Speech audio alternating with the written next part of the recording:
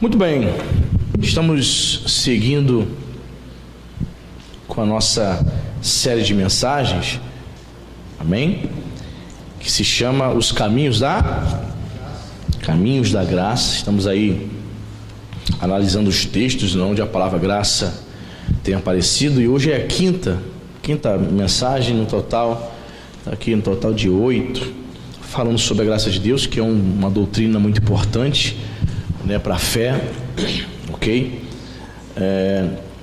E hoje nós vamos trabalhar com mais 5 textos da palavra de Deus, e o primeiro texto está lá em 2 Coríntios, capítulo 8,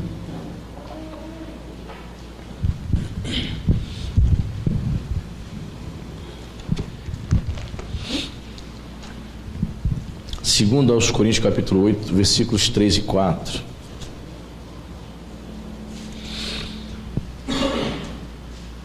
Muito interessante esse texto, que vai falar um pouco do que estamos vivendo aqui. Segundo aos Coríntios, capítulo 8, versos 3 e 4. Se você achou, diga amém. Diz assim a palavra de Deus: porque eles, testemunho eu, na medida de suas posses, e mesmo acima delas, se mostraram voluntários, pedindo-nos com muitos rogos, repita comigo, a graça de participarem da assistência aos santos, amém? Olha que interessante, irmãos. Paulo está falando aqui, vamos lá, porque eles, né, ele está se referindo aos macedônios, que entregaram uma oferta para ser entregue à igreja da Judéia, certo? Testemunho eu, na medida das suas posses, e mesmo acima delas se mostraram voluntários. Ou seja, Paulo está dizendo que os irmãos da Macedônia resolveram dar uma oferta. Muitos deram na medida das suas posses, outros deram além. Não é assim, irmãos, na igreja? O pastor faz uma campanha, você vai ver pessoas dando na medida das suas posses. Ela dá, mas não está faltando. Ela dá na medida das suas posses, ela dá, mas não lhe falta. Ela não passa fome, ela não deixa de pagar a conta dela, não deixa de pagar a conta de escola da filha, não deixa de pagar a conta de telefone. Ela está dando na medida das suas posses. Mas aí eu não sei, mas eu tenho certeza que nessa campanha aqui, por exemplo, para nós fazermos essa reforma, pessoas deram acima. Você entende assim, irmãos? Você crê que houve pessoas aqui que fizeram um propósito de dar, de abençoar acima da posse dela? Você entende isso? Tipo assim, dar acima das posses dela significa que ela deu, ela não podia, mas ela deu por amor à obra de Deus. Você crê que teve pessoas assim? Teve pessoas que deram, não fizeram falta nenhuma, ela deu na medida das suas posses. E teve outras pessoas que deram, não poderia dar, mas ela deu por amor, porque ela quer contribuir, ela quer ver, quer participar. Então veja bem, olha o que Paulo vai dizer aqui no verso 9, aliás, verso 4. Pedindo-nos, esses irmãos, ele diz, esses irmãos se mostraram voluntários, nos pedindo o quê? Com muitos rogos, ou seja, com muitas súplicas, a graça de participarem da assistência aos santos. O que Paulo está revelando aqui, irmãos? Que os irmãos da Macedônia fizeram questão de participar da campanha da coleta para ajudar a igreja da Judéia. Me pediram com muitos rogos, não foi uma nem duas vezes não, várias vezes esses irmãos pediram: Paulo, eu quero participar, Paulo, não me deixa de fora. Imagine, irmãos, se a igreja chega a esse ponto: pastor, eu quero participar. Os irmãos começam a dizer: pastor, eu quero participar, não me deixa de fora não, pastor. E Paulo vai dizer que isso é graça, amém? Pedindo-nos com muitos rogos a graça de participar da assistência aos santos, de entregar a oferta para a igreja da Judéia. Paulo está falando que quando as pessoas numa comunidade de fé se propõem a abençoar a obra, abençoar outra igreja, abençoar o ministério, a graça de Deus está se revelando ali, a graça de Deus é manifesta. Então veja bem, os macedônios foram sábios, tiveram discernimento para entender o que? Eu vou participar, porque eu tenho certeza que eu vou ser abençoado. Então eles pediram, eles insistiram: Paulo, não nos deixe de fora. Paulo, qualquer quantia eu estou dando, eu não poderia dar, mas eu estou participando, eu quero participar. Olha, Paulo, eu não poderia participar, eu sei que é pouquinho, tem irmãos aí com melhores condições, mas eu vou participar, porque é a graça de Deus. pedindo-nos com muitos rogos a graça de participarem. Muitas pessoas entenderam isso. Então vamos analisar aqui. Eles haviam insistido com Paulo para não ficarem de fora da contribuição da igreja de Jerusalém. Por que eles insistiram tanto, irmãos? Porque eles entenderam que a vida deles seria abençoada a partir do momento que eles estariam abençoando a vida de outros irmãos, amém? Quando os crentes entenderem isso, quando os crentes compreenderem que é uma das manifestações da graça ter a honra e o privilégio de participar de um ministério, de abençoar um missionário, de abençoar a reforma da igreja, olha, queridos, a igreja flui, o Espírito Santo de Deus se agrada disso, amém, irmão? É óbvio, é claro que o Espírito Santo de Deus se agradou da atitude dos irmãos da Macedônia, e Paulo percebe isso.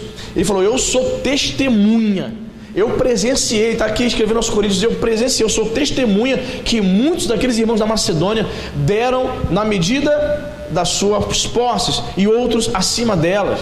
Outros irmãos deram e fizeram um sacrifício. Eu sei que fizeram um sacrifício, mas para ter o prazer de abençoar a obra de Deus. Que todos nós tenhamos essa mente, amém, irmão? Essa mentalidade que a igreja da Macedônia tinha, onde a graça de Deus foi vista como um privilégio. Amém, irmão? É um privilégio quando você abençoa a obra de Deus, quando o Senhor te dá uma renda para você contribuir com o seu dízimo, com a sua oferta, você participa de uma campanha dessa. Isso é um privilégio, amém, irmãos? Isso não pode ser visto como um peso. Caramba, mais uma campanha o pastor está fazendo, isso é um peso. Está vendo não que eu estou cheio de dívida para pagar? Não, querido, não veja isso como um peso, veja isso como um privilégio, como uma dádiva, como uma oportunidade da graça de Deus se manifestar na tua vida. Os crentes que têm a mente de Cristo enxergam assim. Os crentes carnais e os crentes que não estão andando segundo o Espírito, ele fica com raiva, ele fica chateado, porque ele não participa e quer que o outro também não participe. Por quê? Porque ele precisa ver outros não participando, ele precisa ver outras pessoas também não contribuindo, tipo assim, para a consciência dele ficar tranquila. Eu não estou participando, mas também tem um monte de gente que não participa. A consciência dele precisa ficar tranquila. Ele não quer fazer parte de uma minoria.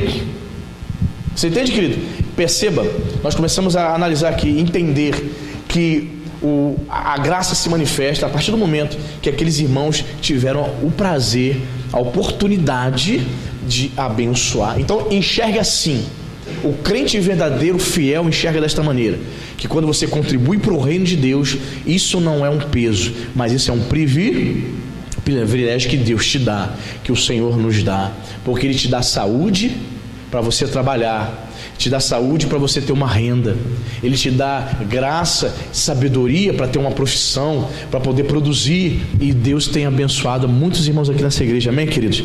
Porque muitos deram aqui na medida das suas posses. Tenho certeza que a maioria dos irmãos que abençoaram foram na medida das suas posses. Eles não passaram fome, não deixaram de pagar sua conta de luz, não deixaram de pagar a conta da escola das crianças, mas muitos irmãos aqui, eu sei, irmãos, eu não vou dizer quem, é claro, mas eu sei que muitos irmãos aqui estão participando. Se elas não chegaram para mim, mas eu sei que muitos diriam assim: pastor, eu não poderia estar dando esses 50 reais não, pastor.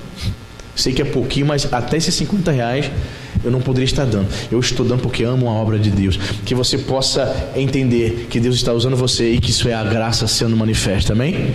Pedindo-nos com muitos rogos a graça de participarem da assistência, da ajuda aos crentes. Quem está entendendo? Muito bem.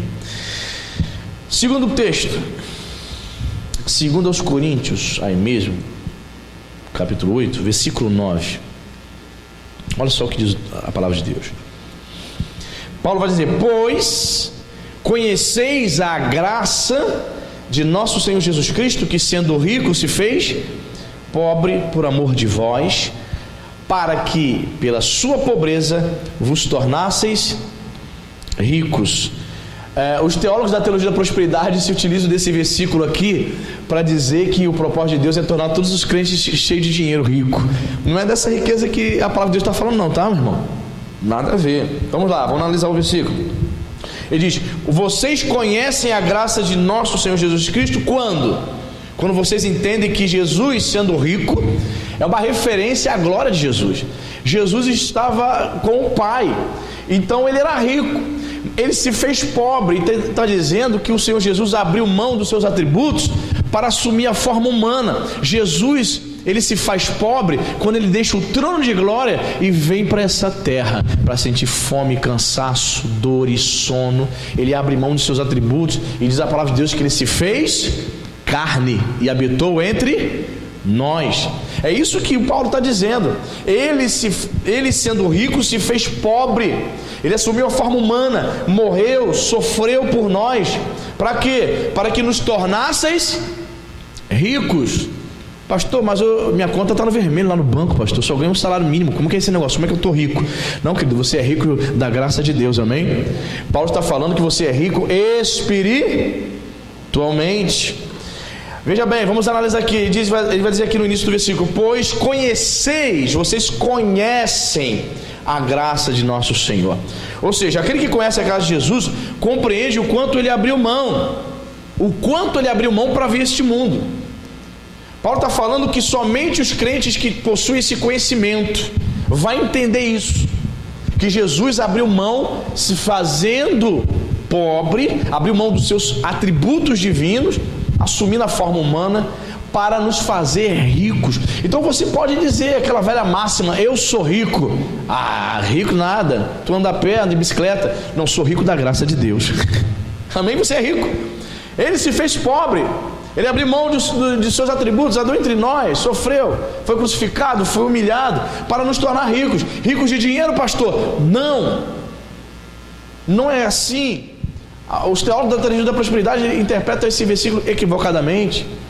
Jesus não se fez pobre para que os crentes tivessem muito dinheiro, não, mas para que pudéssemos ser ricos da graça de Deus, para que pudéssemos ser a habitação do Espírito Santo, amém, irmão? Para que pudéssemos obter a vida eterna. Para que se nos tornasse ricos, né? Então isso se refere então às riquezas espirituais. Quais são então, pastor, as nossas riquezas espirituais? Você pode enumerar várias, né, irmão?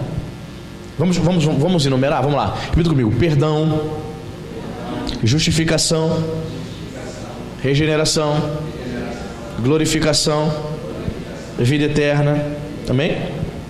Então, o que Cristo fez por nós reflete no que fazemos, né, pelos outros. Ele mostrou toda a sua riqueza. Então nós somos ricos de perdão, fomos perdoados e hoje nós conseguimos perdoar. Jesus se fez pobre para que eu me tornasse rico. Em que sentido? Para que hoje eu pudesse ser justificado. Hoje eu sou justificado pelo sangue de Jesus Cristo, sou salvo. Hoje eu experimento a regeneração. Eu fui regenerado. E a palavra regenerado significa ser gerado novamente. Houve uma nova geração. Eu fui recriado. Aquele que está em Cristo Jesus é uma nova criatura, mas a tradução lá correta seria dizer: aquele que está em Cristo Jesus é uma nova criação. Jesus nos recriou. Somos novas criaturas, nova criação em Cristo. Fomos gerados novamente, e isso é a nossa verdadeira riqueza. Amém, irmão? Somos ricos. Estava conversando com a Dani Lobato na sexta-feira, né, a irmã que vai se batizar aqui. Ela falou: pastor, estou tão feliz. Tão bom você ouvir isso, né? Estou tão feliz porque Jesus está fazendo na minha vida. Estou tão feliz, sabe, de estar conhecendo o Espírito Santo. Estou tão alegre. Meu batismo dia 9. Aí ela falou assim: pastor, uma pergunta: o meu batismo vai ser de manhã? Eu falei: não, irmão, é domingo de noite, para todo mundo ver, para que todos vejam o testemunho de que o Senhor fez na sua vida. Você vai dar testemunho público. Eu falei: domingo de manhã só tem 20 pessoas na igreja, tem que ser de noite. Pode convidar, convida seus familiares.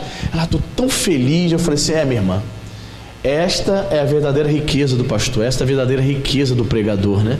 Quando a gente percebe que a palavra de Deus está gerando frutos. Amém, queridos? Louvado seja o nome de Jesus. Eu fiquei feliz com aquela declaração dela. Por quê? Porque ela está conhecendo o Senhor, se relacionando com o Espírito Santo de Deus. É disso que Jesus está falando. Ele se fez pobre, ele foi humilhado. Cuspir em Jesus, gente. Talvez uma das maiores humilhações que um ser humano pode proporcionar ao outro é cuspir no rosto do outro. É um sinal de total desprezo. Fizeram isso com o nosso Senhor. Ele se fez pobre. Para quê? Para nos tornar ricos da graça de Deus, para nos tornar justos perante o Senhor. Amém, querido? para nos tornar limpos, redimidos pelo sangue do Cordeiro, mais alvos do que a neve. Amém, irmão? Então nós entendemos aqui que a graça de Deus, através desse versículo, o que eu aprendo aqui?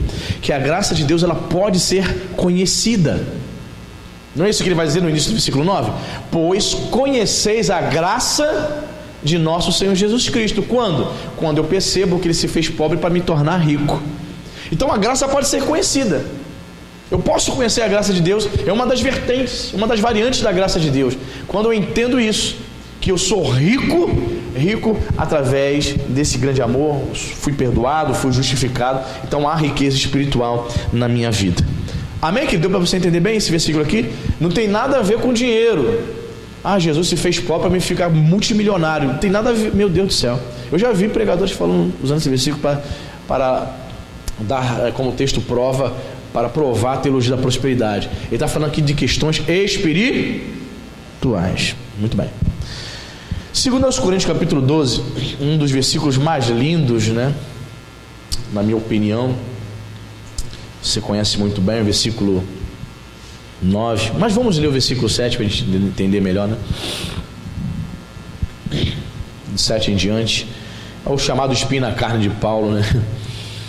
Segundo aos Coríntios 12, 7, Paulo vai dizer: e para que não me ensoberbecesse com a grandeza das revelações, foi-me posto um espinho na carne, mensageiro de Satanás, para me esbofetear, a fim de que não me exalte. Por causa disto, por causa do espinho na carne, né? 3 vezes pedi ao Senhor que o afastasse de mim. Então ele me disse: a minha graça te basta, porque o poder se aperfeiçoa na fraqueza.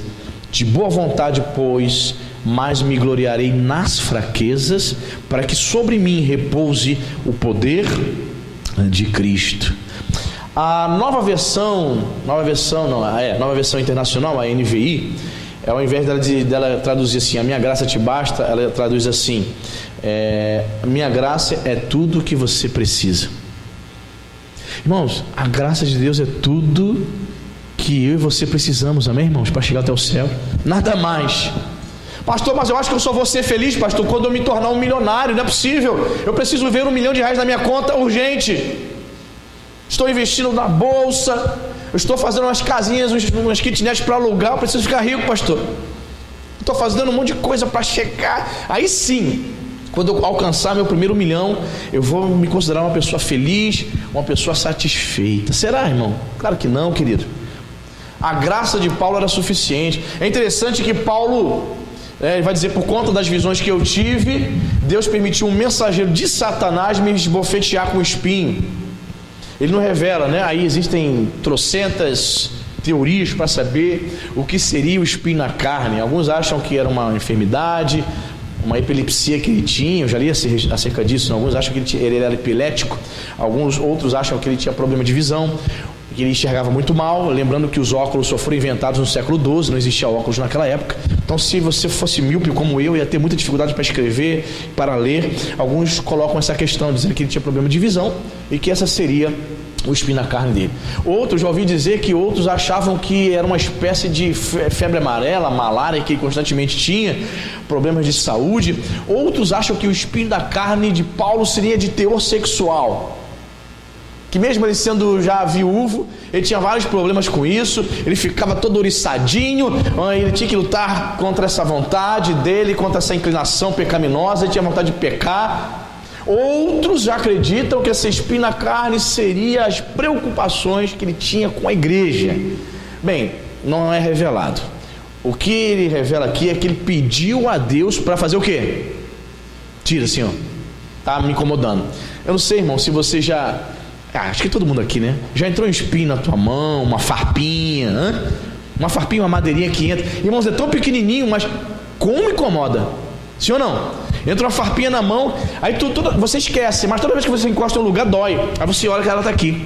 Aí tu chega em casa, pega um alicate de unha, desinfeta ali, aí você tenta tirar aquela farpinha. Aí enquanto ela não sair, enquanto o espinho sair do pé, dos dedos, das mãos, isso incomoda. E isso estava incomodando demais ao apóstolo Paulo, ao ponto de ele chamar, de dizer: tem um espinho na minha carne. A gente não sabe se era uma enfermidade, nós não sabemos o que é, mas estava incomodando a Paulo. Então o que ele faz? Como a maioria dos crentes, ele fez o quê? Ele orou. Aí Deus vai dizer para ele assim: Paulo, a minha graça é tudo que você precisa. E Deus estava dizendo o seguinte para ele: Paulo, eu sei que tem um espinho na carne que te incomoda. Eu permiti um mensageiro de Satanás colocar isso em você. Eu permiti. Paulo não diz que foi um anjo do Senhor, ele diz que foi um mensageiro de Satanás. A palavra mensageiro no grego, angelos, é um anjo de Satanás. Eu permito. Detalhe, você está orando para mim e me pediu 3 vezes, Paulo. Eu não tiro, vai permanecer. Irmão, como é que é isso aí, irmão? Tu tem que ter muita intimidade com o Senhor, querido, para você orar a Deus e Deus dizer assim: não, Senhor, tira, está doendo, está incomodando. Não, vai permanecer. Eu quero que permaneça. Mas, Senhor, foi um mensageiro de Satanás que trouxe o Senhor. Eu sei, eu quero que permaneça. O que você precisa ter na tua vida é a minha graça. Duro, não, irmão? Mas o que eu aprendo aqui juntamente com o irmão? O que Paulo aprendeu nessa experiência? Ele revela aqui, ó: a minha graça te basta, Jesus vai dizer para ele, porque o poder se aperfeiçoa na fraqueza. Entendeu por que o Senhor Jesus permitiu, deixou e não tirou o espinho na carne de Paulo? Porque a graça estava se manifestando mais ainda na vida de Paulo. Através dessa fraqueza, através dessa coisa ruim que estava na vida dele, que ele queria que fosse embora, mas Deus não tirou, ele estava recebendo mais capacitação para servir o Senhor no poder do Espírito. Você entende, irmão? Quando você está vivendo dias difíceis, tempos difíceis, você pede a Deus: Senhor, tira da minha vida isso, está me incomodando, Senhor. E Deus não tira. O que está acontecendo ali no mundo espiritual? Deus está derramando graça sobre você. Deus está te capacitando mais a tua vida para você vencer os problemas e continuar firme com Ele, irmão. É propósito de Deus moldar o meu e o teu caráter, querido. Eu li um trechozinho, dando aula do Casados aqui para sempre na sexta-feira. Nós lemos aqui um pequeno trecho que ficou na minha mente até agora. Ele fala assim, o trecho: o casamento, olha só o que diz a apostila: o casamento traz à superfície o que há de pior em cada cônjuge. Meu Deus, eu tive que me deter para explicar isso, né? Vamos lá, o casamento traz para a superfície o que há de pior nos cônjuges. Mas por que o Espírito Santo permite isso? Aquilo que há de pior, o seu egoísmo, suas idiosincrasias, suas manias. Por quê? Que o Espírito Santo permite no casamento, com 2 pessoas totalmente distintas se unem para viver a 2, achando que vão viver felizes para sempre, como nos contos de fada. Elas começam a perceber problemas, começam a vir para a superfície os problemas. Por que o Espírito Santo permite isso na vida do crente? Por quê? Para que você venha tratar dessas questões. Para que você, sendo egoísta, venha tratar dessas questões. Para que você, sendo um manipulador, uma mandona, um mandão, um arrogante, venha tratar. Por isso que o Espírito Santo permite que venha à tona. É aí que você tratando, você vai perceber. É uma fraqueza, não é? Mas você está tratando. Aí Deus te capacita. O poder se aperfeiçoa na fraqueza. É o poder, irmãos, capacitador de Deus para nós vivermos a vida cristã de verdade, a vida da fé. Escrevi o seguinte aqui nessa questão do poder se aperfeiçoar na fraqueza. Escrevi o seguinte: as nossas limitações ajudam a desenvolver o caráter de Cristo em nós. Qual é a tua limitação? Qual é a tua fraqueza? Você já orou várias vezes, né? Senhor, isso aqui está me incomodando, Senhor. Essa é a minha fraqueza. E está vindo à superfície, está sendo revelado. Mas aí, essa sua limitação é a oportunidade que o Espírito Santo de Deus está tendo para tratar com você. Porque o alvo do nosso Deus, o alvo do Espírito Santo de Deus na nossa vida, não é fazer você multimilionário, não é fazer com que você tenha fama, não. É nos tornar mais semelhantes ao Filho de Deus, irmão. É nos tornar mais parecidos com Jesus aqui nessa terra. Então tudo que o Espírito Santo está realizando na minha vida, na tua vida, o propósito é esse: te amadurecer, moldar o teu caráter e no final de tudo entrarmos no reino dos céus. É nos tornarmos mais parecidos enquanto estamos aqui na terra com Ele. Percebe? Então Deus vai permitindo essas coisas. Deus permitiu isso na vida de Paulo. Paulo ora e Deus diz: não, o que você precisa é da minha graça, isso eu estou dando. O que você está precisando, Paulo, não é que eu retire esse espinho, não. Na verdade, esse espinho eu estou permitindo como pretexto para que eu capacite mais você a viver a vida cristã. Então foi por isso que, usando um linguajar jovial, é por isso que ele de boa colocou a cabecinha dele e disse para o soldado romano: pode descer a espada, eu estou morrendo aqui, eu ofereço a minha vida como sacrifício ao meu Deus, pode matar-me, sou um Marte da fé. Entendeu, irmão? Sem estresse, sem chorar. Não me mata, não. Pescocinho, aqui tá aqui. Onde uma posição melhor? Qual que você prefere? Mais à frente aqui? Corpo para um lado, cabeça para o outro. Foi assim que o apóstolo Paulo morreu. Eles chamam de morte limpa, né? Uma morte que não é dolorosa.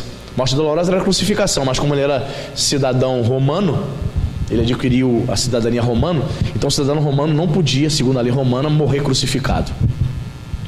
Então uma morte limpa para um cidadão romano seria morte de decapitação, de espada.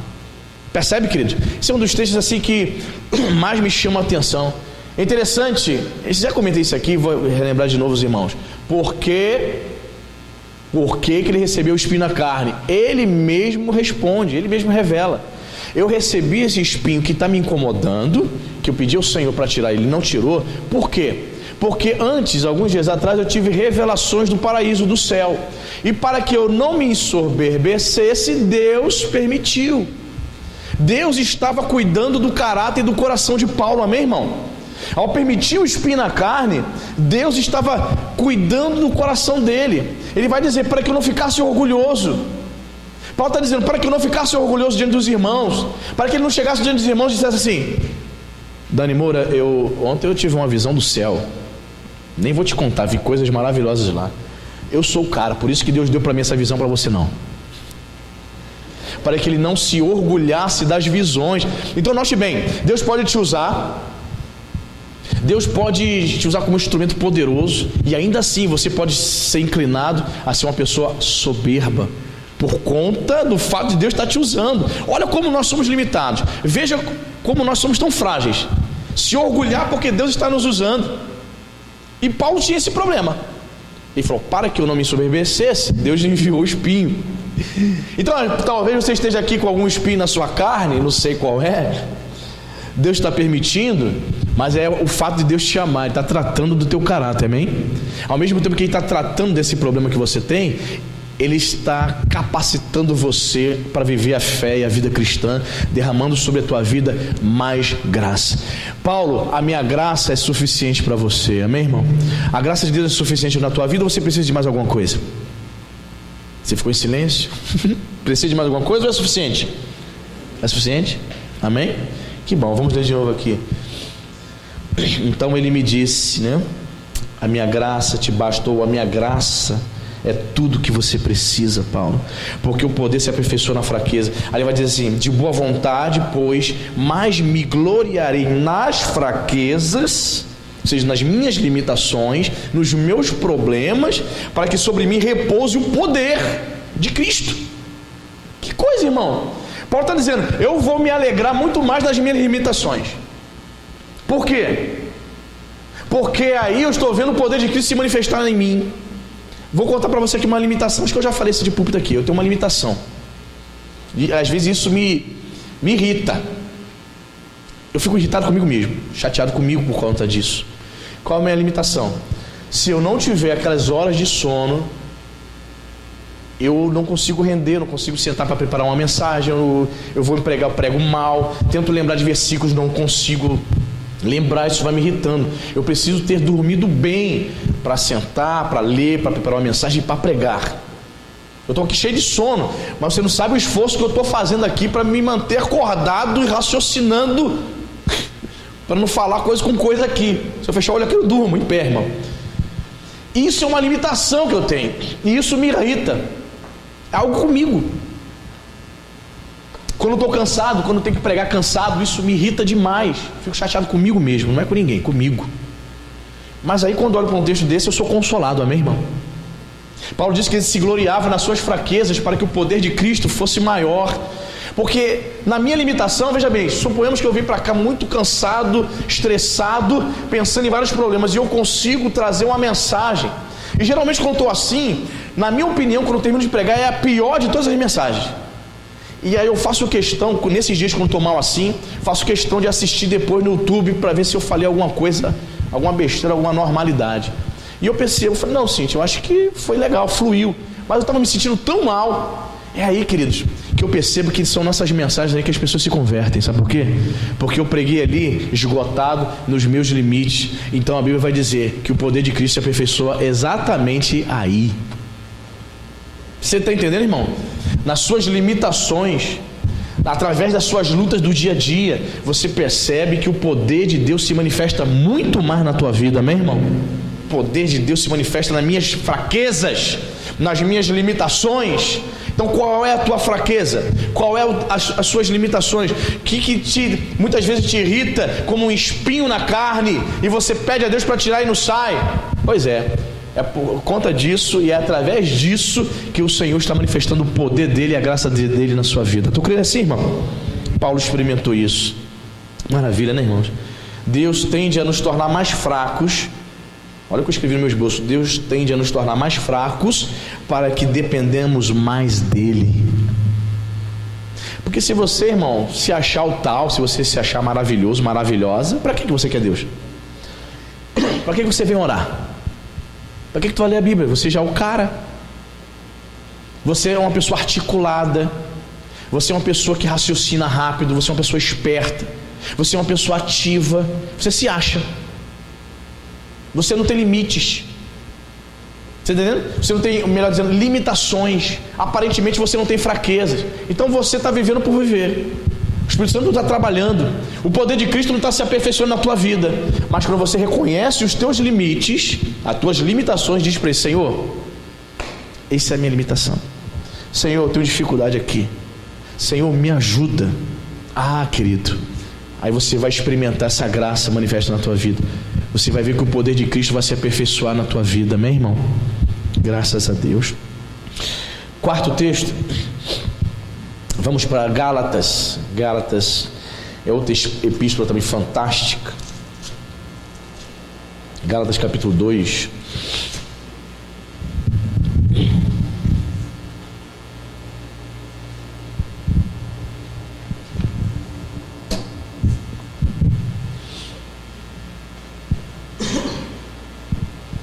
Gálatas 2:21. Olha o que Paulo vai dizer para os irmãos da Galácia. Diz a palavra aqui: não anulo, olha o que Paulo está falando, não anulo a graça de Deus, pois se a justiça é mediante a lei, segue-se que morreu Cristo em vão. Olha quem está falando. Gente, eu não posso anular a graça, porque vocês estão pensando que a justiça é alcançada, a salvação é alcançada mediante a lei. Se vocês estão pensando assim, então Jesus morreu inutilmente. Jesus morreu em vão. Jesus morreu à toa. Vocês estão ensinando e acreditando numa maneira diferente de alcançar a graça. É como se eles estivessem ensinando, e de fato ele estava ensinando na igreja da Galácia o seguinte: vocês estão achando que a lei pode salvar vocês? Vocês estão achando que é possível receber um favor imerecido, a graça divina, guardando os preceitos da lei? Vocês estão equivocados. Não dá. Não é como. Se vocês continuarem acreditando desta maneira, sabe o que vai acontecer? Vocês anulam a graça. Torna o favor de Deus imerecido. Não funciona. Dentro dessa perspectiva, vocês estariam entendendo e achando que vão obter vida eterna através da lei. Vocês estão equivocados. Simplesmente, nessa concepção, Jesus morreu em vão. Não adiantou nada. Mas é claro, né, irmãos? Ele estava usando aqui um argumento.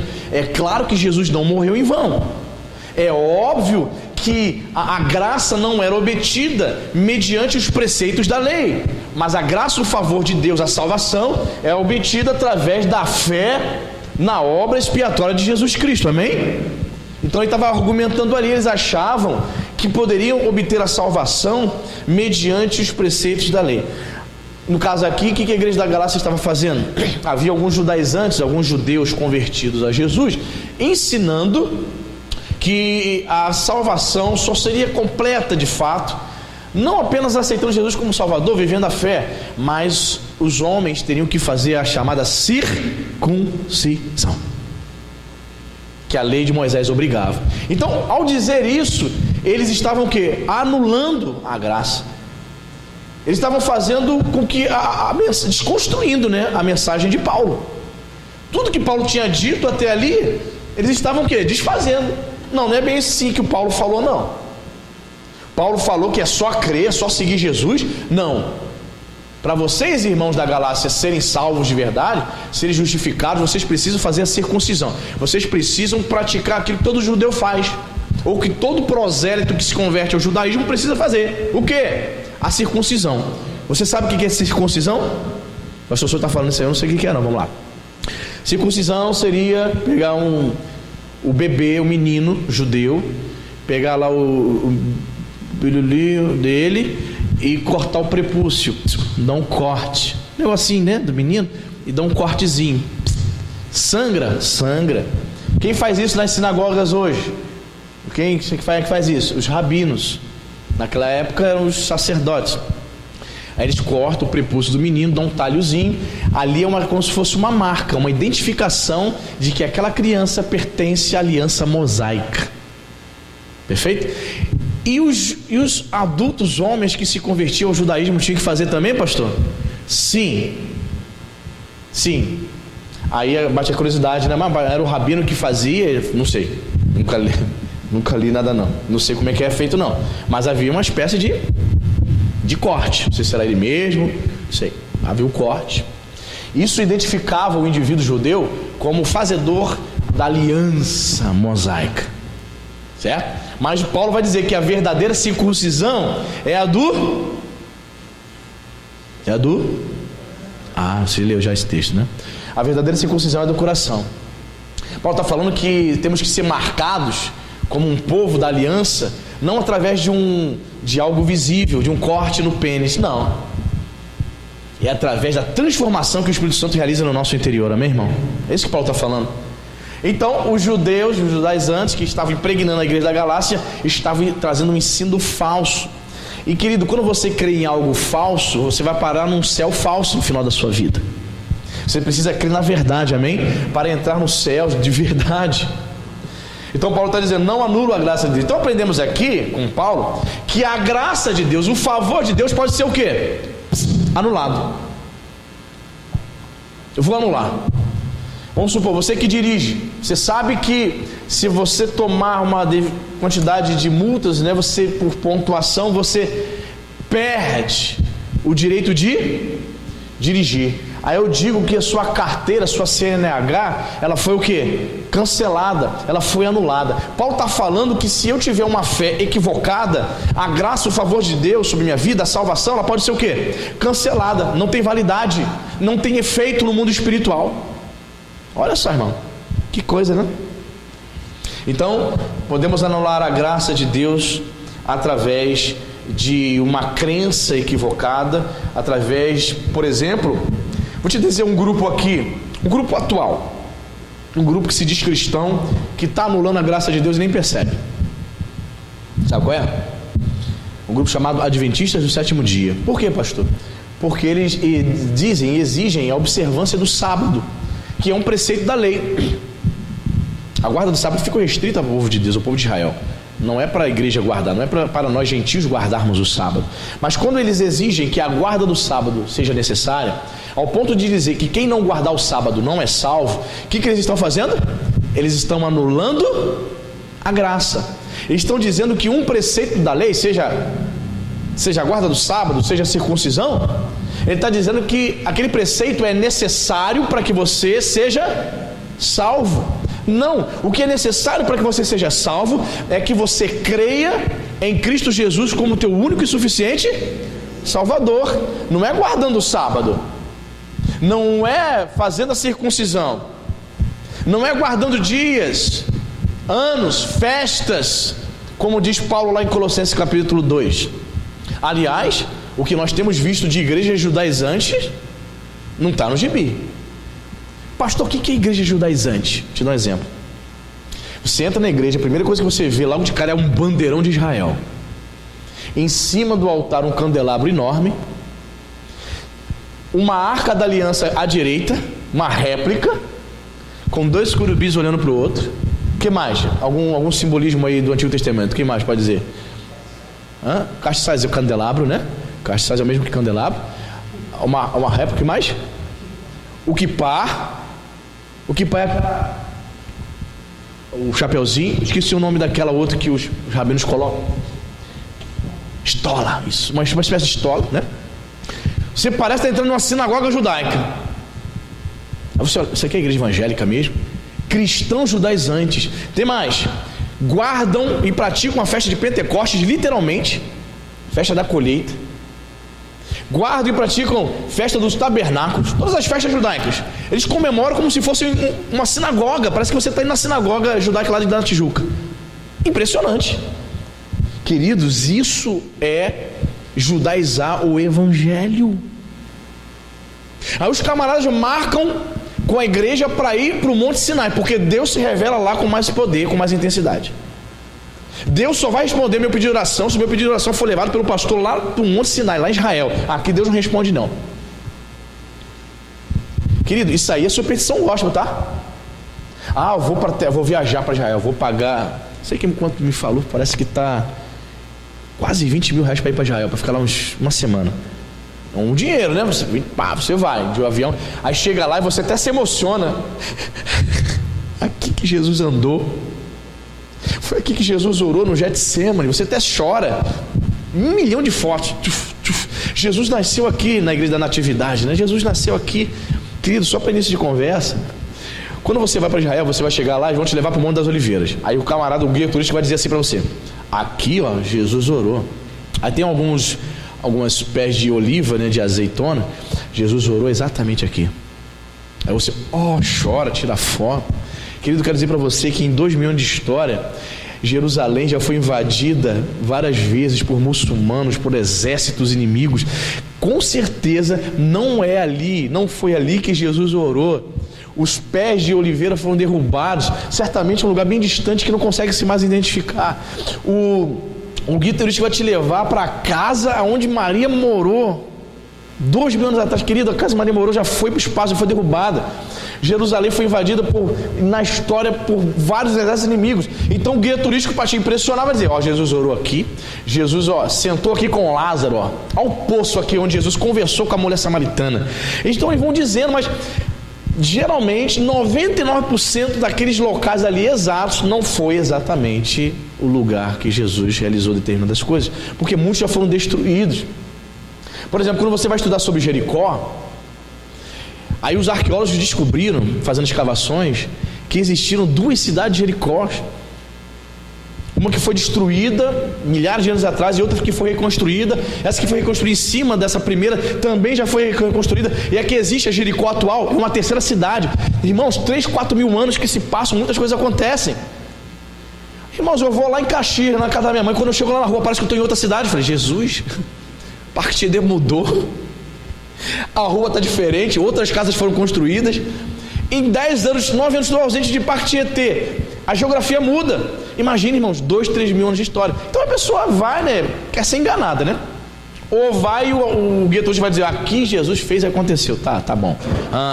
Sei. Você vai falar isso para ele. É mentira, irmão. Não é verdade. Então, as pessoas gostam, né, de serem enganadas. Mas eu estou falando isso tudo porque eu estava onde mesmo? Perdi o me da fiada. Vamos lá, voltar aqui. Sim, onde eu estava?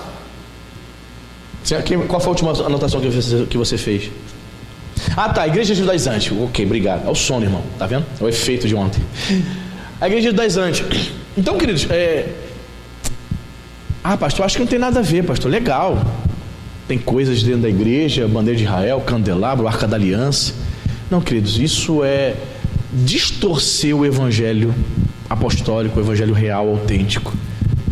Nós temos que crer somente em Jesus, amém? no Evangelho do Senhor. Não é necessário mais eu fazer circuncisão, não é necessário mais eu guardar o sábado ou qualquer outra coisa para obter a salvação, a vida eterna. Amém? Então, muito cuidado. As igrejas judaizantes estão, lotadinhas, tá? Guardam sábado, festas judaicas. Então, Paulo escrevendo aos Colossenses vai dizer, ninguém vos engane com esse tipo de imposição, de guardar dias, festas, meses e anos. Cuidado. Amém? Cuidado, senão nós vamos nos transformar em cristãos judaizantes. E quando eu me transformo num cristão judaizante, quando eu digo que eu tenho que ter a arca da aliança aqui, senão a igreja não é abençoada, quando eu digo que eu preciso ter o candelabro aqui, senão essa igreja não é de Deus, quando eu tenho que ter um bandeirão de Israel para dizer que eu amo Israel, você está distorcendo e anulando a graça. Então você vê esse pessoal aí neopentecostal, principalmente Igreja Universal, Bispo Macedo imitando um rabino com a barba vindo até aqui, o quipau, a estola, os caras parecendo rabinos, e o povo naquela superstição, eles se prostrando, tem na imagem da internet, eles se prostrando de joelhos diante da arca, orando para a arca, irmão. Ah, meu Deus do céu. Apostataram da fé, há muito tempo.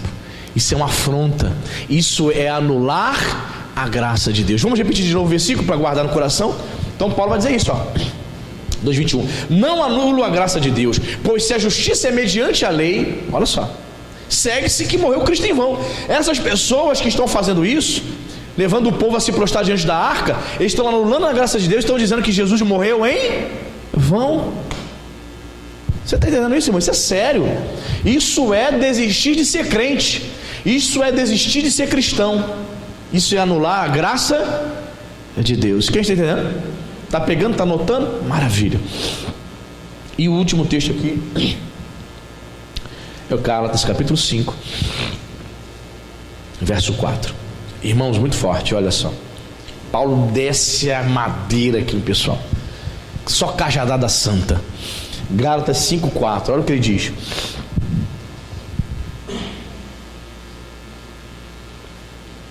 De Cristo vos desligastes, vós que procurais justificar-vos na lei, da graça decaístes. Olha, irmão, Paulo está nos dizendo aqui, se vocês continuarem praticando a lei, sabe o que vai acontecer?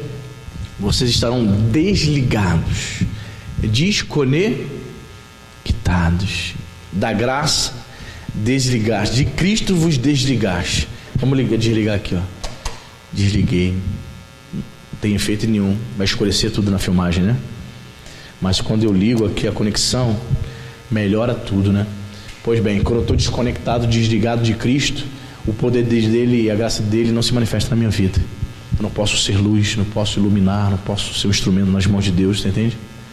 Olha, de Cristo vos desligaste, ou seja, nós estamos em Cristo. É por isso que ele vai usar essa metáfora lá em João capítulo 15, eu sou a videira verdadeira, isso, a metáfora da videira. Ele vai dizer, vocês são os ramos, e o meu pai é o agricultor, aquele que cuida.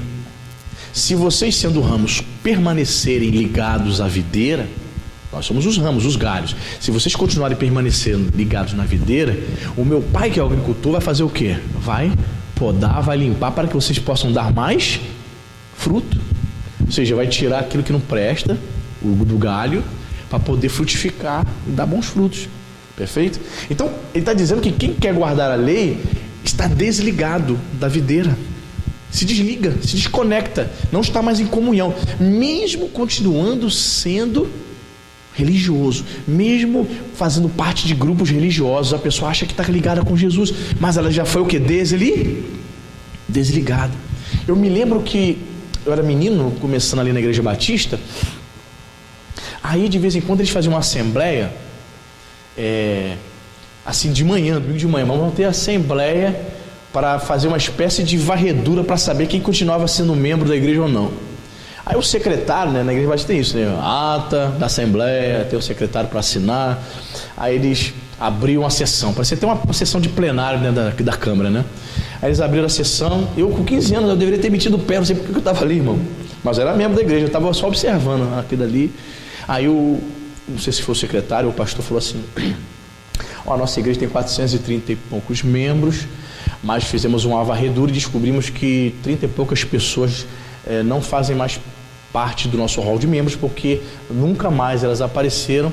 Elas estão nesta manhã sendo desligadas, eles usavam esse termo, estão sendo desligadas do hall de membros da Igreja Batista de Parque Lafayette. Não fazem mais parte daquele corpo, são desligados. Eles não explicavam se aquelas pessoas tinham mudado de igreja ou se tinham se desviado, né? Mas eles falavam, usavam essas pessoas, estão sendo desligados agora. Quando um pastor quer sair do conselho, quer sair da denominação Nova Vida para seguir a vida dele com outra placa, com outra denominação, o bispo anuncia lá para os pastores: pastores, quero avisar aqui que o pastor fulano se desligou da denominação da Nova Vida, do conselho de pastores da Nova Vida. Ele se desliga, não faz mais parte, não tem mais nada a ver. Pois bem, o apóstolo Paulo usa essa terminologia, que os cristãos que querem viver a lei, eles são desligados. Mas se nós pudéssemos ter tido uma conversa com esses cristãos lá da Galácia e perguntássemos a eles assim: vocês estão servindo a Jesus? Certamente eles diriam: sim, eu até fiz uma circuncisão para o negócio ficar melhor. Eles não tinham na cabeça que estavam desagradando o Senhor. Por isso que Paulo estava orientando ali, corrigindo eles. Eles achavam que estavam o quê? Fazendo a vontade de Deus. Mas Paulo trouxe uma revelação chocante: olha, vocês estão desligados, não tem mais nada a ver com Jesus não. Irmãos, quantas pessoas estão frequentando as igrejas e estão desligadas de Cristo, né, irmão? Desconectados, não tem mais comunhão nenhuma. O ramo já caiu, e aí ele nem percebeu que se desconectou da videira verdadeira que é Jesus. E ele vai usar outra expressão. Eu até notei aqui essa expressão desligar. Ela vem de uma palavra grega chamada katargio, que significa estar separado ou estar cortado. Só foi cortada, não tem mais nada a ver. E ele vai usar outra expressão aqui interessante: de Cristo vos desligastes, vós que procurais justificar-vos na lei. Aí ele vai dizer: da graça decaístes. Olha, é a mesma coisa. É como se Paulo estivesse dizendo assim: da graça vocês abandonaram. É o mesmo que abandonar ou perder. Eles perderam a perspectiva da salvação somente pela fé. Da graça vocês caíram. Aí, irmãos, vai entrar aquela polêmica com os irmãos calvinistas, né? Porque os calvinistas dizem que os crentes não podem cair. Eles pregam a segurança da salvação, que eles não podem perder a salvação. Paulo está sendo bem claro aqui. Paulo está dizendo que um crente verdadeiro ele pode ser o quê? Desligado. Não adianta um calvinista dizer para mim que esse crente aqui não era verdadeiro. Era verdadeiro porque ele estava ligado. Começou a praticar obras de injustiça da lei. O que aconteceu com ele? Ele foi desligado. Então Paulo está falando aqui de crentes que seguiam Jesus. Ele não está fazendo nada, trazendo aqui algo hipotético. Ele está falando de uma realidade que ele presenciou e viu naquela igreja. De que cristãos verdadeiros começaram a praticar obras de injustiça da lei e automaticamente aconteceu o que espiritualmente? Foram desligados. Aí ele vai dizer: esses cristãos que foram desligados, eles caíram. Então é possível que um verdadeiro cristão caia da graça, perca a graça, abandone a graça. Então essa expressão aí que o pessoal fala aí nessa teologia popular, uma vez salvo para sempre, uma vez salvo, sempre salvo, né? Queridos, isso é uma falácia, isso é uma mentira. Uma vez salvo, sempre salvo. Normalmente quem fala isso são pessoas arrogantes e que vivem uma vida dupla, gostam de beber, sai da igreja e vai para o baile da vida. Não, uma vez salvo, sempre salvo. Eu sou salvo. A graça de Deus está sobre minha vida. A graça é o favor imerecido. Só que ele vive no erro, vive no pecado. Está se desligando de Cristo. Está caído da graça há muito tempo. Já abandonou a graça. Então, irmãos, muito cuidado. Porque a graça de Deus é um favor imerecido. Mas se você não corresponder a essa graça, o que acontece com você? Você pode ser desligado de Jesus. Você vai estar desconectado, não tem mais comunhão. E ao perder a comunhão com Jesus, o que acontece? Eu caí da graça. Perdi. Então, é um texto que prova que um crente pode perder sim a salvação. Embora os calvinistas pirem na batatinha, usando essa expressão, eles ficam aterrorizados quando vêem um texto desse, mas é uma verdade. O indivíduo estava ligado em Cristo. Ele começa a praticar obras da lei, ele se desconecta, se desliga e cai. Quem está entendendo isso? Então vamos ler de novo aqui para fixar na mente. De Cristo vos desligastes, vós que procurais justificar-vos na lei, da graça decaíste. Aqui, obviamente, Paulo estava enfatizando a questão da lei, porque era o problema daquela igreja naquele momento. Mas a gente pode tentar fazer aplicações, outros tipos de aplicações. Como que um crente hoje se desconecta de Jesus, cai da graça? Quando ele tenta viver um evangelho criado pela sua própria imaginação, ele ouve a palavra de Deus, mas ele não coloca em prática. Ele vive o evangelho popular, aquele que ele ouve na rua, ele ouve 10, 15 pastores, né, que ele recebe no zap, aquela palavra motivacional de domingo de manhã, de segunda-feira de manhã. Ele mistura, faz uma salada teológica com vários pregadores que ele ouve e tenta aplicar na vida dele. Ele já perdeu a fé, já caiu da graça, ele já entendeu totalmente equivocado, vive um evangelho que não é o evangelho verdadeiro. Amém? O problema ali era dessa igreja aqui da Galácia, era o fato deles estarem tentando praticar a lei novamente. Hoje a gente vê alguns cristãos tentando fazer isso, não uma circuncisão, né? Mas, né? Eu particularmente nunca, não sei se você conhece, mas eu nunca vi nenhum crente dizendo assim: tô marcando lá com um rabino lá na sinagoga para me circuncidar, para me ficar mais santo. Eu não conheço, né? Mas hoje as pessoas estão inventando muitas coisas. Eu penso que uma pessoa ela anula a graça de Deus ensinando e vivendo, por exemplo, isso. Eu chegar aqui e dizer assim: irmãos, se você colocar bermuda, andar de bermuda, os homens andar de bermuda, vocês não são salvos. Para serem crentes de verdade, você tem que andar de calça comprida sempre, tanto na rua quanto em casa, dormir de calça comprida. Ou seja, isso aqui é um fardo, né? É um ensinamento, ensino de homens, não é ensino bíblico. É um fardo, é uma lei que está sendo estabelecida. Uma lei que está sendo estabelecida e que para ser salvo você precisa praticar. Tanto é verdade isso, que esses irmãos que ensinam essas coisas, se você, irmão, usar um batom, a irmã vai para o inferno, hein? Tanto é uma lei para a salvação, que se você insistir em usar o batom, se a irmãzinha te ver na rua, ela te cumprimenta, dá a paz do Senhor? Não dá. Isso é o demônio. Isso é o demônio para ele. Se essa irmã não segue a fé. Seguir a fé é guardar usos e costumes. E quando ele diz que eu preciso ter usos e costumes para a salvação, isso é uma lei de homens. E ali eu estou anulando a graça de Deus. Quem está entendendo? Amém? Bendito seja o nome do Senhor. Vamos ficar de pé, vamos orar, que o Espírito Santo possa ter falado ao teu coração. Isso, vamos falar com Deus. Deus amado, Deus querido, muito obrigado. Obrigado pela tua palavra. Obrigado porque o Senhor nos traz ensinamentos profundos, Senhor. Obrigado porque o Senhor nos ensinou nessa manhã que a tua graça é tudo que nós precisamos, Pai. Senhor, que o nosso coração não encontre em nenhum outro lugar, em nenhum outro alguém, satisfação, mas somente no Senhor. Em nome de Jesus, que nós possamos entender que a graça é um privilégio, servir ao Senhor é um privilégio, que nós possamos compreender, Senhor, que a tua graça ela pode ser conhecida, ela pode se revelar no meio do povo de Deus. Também, Pai, aprendemos aqui que a graça também pode ser anulada se nós desprezarmos o teu sacrifício no Calvário, se nós ignorarmos que a salvação é gratuita e que o Senhor já pagou o preço lá na cruz. Senhor, nos livra dos enganos, Senhor. Tantos cristãos, tantos pastores, Pai, tantas igrejas judaizantes, Senhor, tantas igrejas que, se nós entrarmos, parece mais uma sinagoga judaica, Senhor, praticando superstições, levando o povo, Senhor, a se prostrar diante de uma réplica da Arca da Aliança. Senhor, tenha misericórdia, Deus. Senhor, livre o teu povo do engano, Pai. Assim como o Senhor usou teu servo Paulo para orientar, meu Pai, a igreja da Galácia, usa, meu Pai, algum profeta, levanta um homem de Deus, levanta alguém, Senhor, para pregar para esses irmãos, para que os olhos desses irmãos, meu Pai, sejam abertos. Irmãos que estão vivendo na superstição, Senhor. Irmãos que acreditam que a oração só é respondida quando ele vai para o monte. Irmãos que acreditam, Senhor, que a oração dele só vai ser respondida, o seu pedido de oração, quando o seu pedido for levado para Israel. Senhor, nos liberta, Senhor, dessas coisas, Senhor. Pai, sabemos que é muito bom orar no monte, é bom, Senhor, ir a Jerusalém, fazer um passeio, Senhor, mas que isso não seja o alvo ou a condição para sermos mais espirituais. Meu Deus, em nome de Jesus, que nós possamos ter a mente de Cristo, porque quem tem a mente de Cristo entenderá, conhecerá a graça de Deus, Senhor. Oh meu Deus, em nome de Jesus, livra-nos, meu Pai, das leis humanas, de preceitos da lei, Senhor, porque muitos já se desligaram de Cristo, Senhor.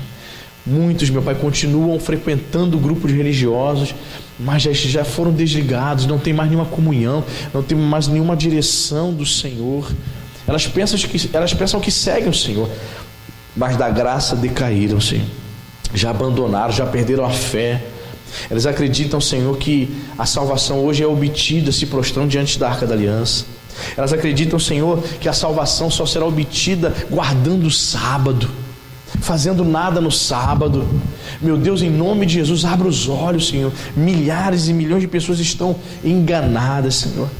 Meu Deus, que nós possamos entender e viver o Evangelho, Senhor, verdadeiro, Pai. Pai, somos aqui um pequeno grupo, Deus. Nós não somos famosos, nós não estamos na televisão, Senhor, mas o nosso desejo é servir ao Senhor, viver a verdadeira fé, é de alguma maneira, Senhor, ser luz e sal, para que as pessoas vejam em nós que nós seguimos e praticamos o verdadeiro Evangelho, o Evangelho da graça de Deus, Pai. Senhor, nós não queremos deturpar essa graça. Pai, livra de nós a inclinação, Senhor, para deturparmos a graça de Deus. Nós não queremos anular essa graça. Senhor, sabemos que o Senhor nos chamou, meu Deus, para a liberdade, mas nós não vamos abusar da liberdade que é em Cristo Jesus. Por isso eu te peço, Pai, que essa palavra desta manhã, que essa reflexão, Senhor, fique guardada nos corações em nome de Jesus. Que nós possamos a cada dia mais entender que a Tua graça é tudo que nós precisamos, que ela é suficiente para nós. Bendito seja o nome do Senhor. Leva-nos em paz e segurança, Senhor. Leva-nos de volta para nossos lares. Dá-nos um domingo abençoado com nossas famílias em Tua presença. É isso que nós te pedimos em nome de Jesus. Amém. E graças a Deus. Amém?